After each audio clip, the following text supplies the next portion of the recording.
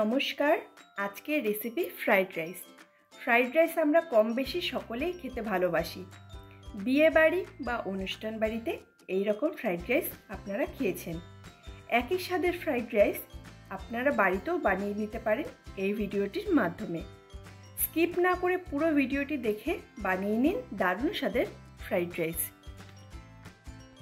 প্রথমে চালটাকে 1 ঘন্টার জন্য জলে ভিজিয়ে ঢাকা দিয়ে রেখে দেব। তারপর কড়াইতে তেল দিয়ে গাজরগুলোকে ভেজে নেব আর দিয়ে দেব সামান্য পরিমাণ লবণ। ভাজা হয়ে গেলে গাজরগুলোকে নামিয়ে নেব।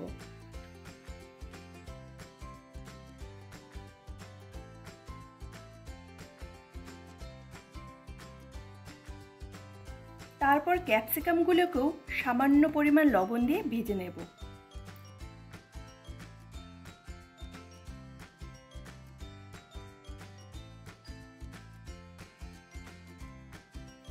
ঠিক একই পদ্ধতিতে বিনসটাকেও আমরা ভেজে নামিয়ে নেব।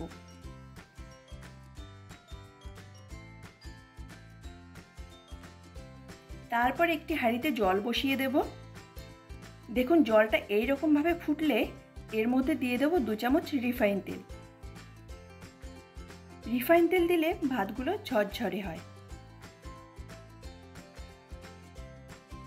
এরপর এর মধ্যে দিয়ে দেব এলাচ, দারচিনি, লবঙ্গ, তেজপাতা।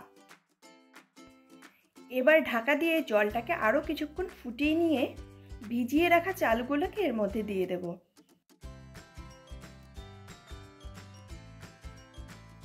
তারপর একটু নেড়েচেড়ে আবারও ঢাকা দিয়ে রাখবো।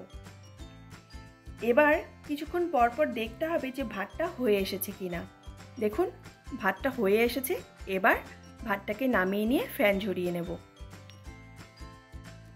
ফ্রাইড রাইসের সাথে করব চিকেন, তাই চিকেনটাকেও ম্যারিনেট করে রেখে দিয়েছিলাম। এবার চিকেনটাকে বসিয়ে দিলাম। এর মধ্যে ভেজে রাখা আলুগুলোকে দিয়ে ভালো করে চিকেনটাকে কষিয়ে নেব।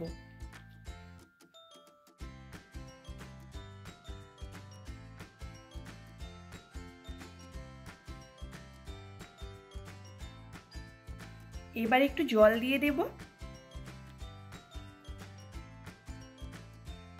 চিকেন তৈরি, এবার নামিয়ে নেব।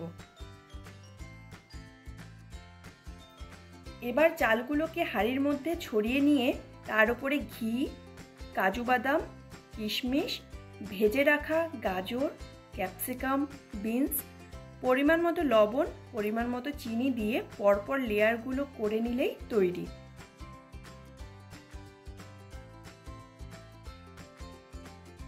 শুধু দেখতে না, খেতেও হয়েছে দারুণ।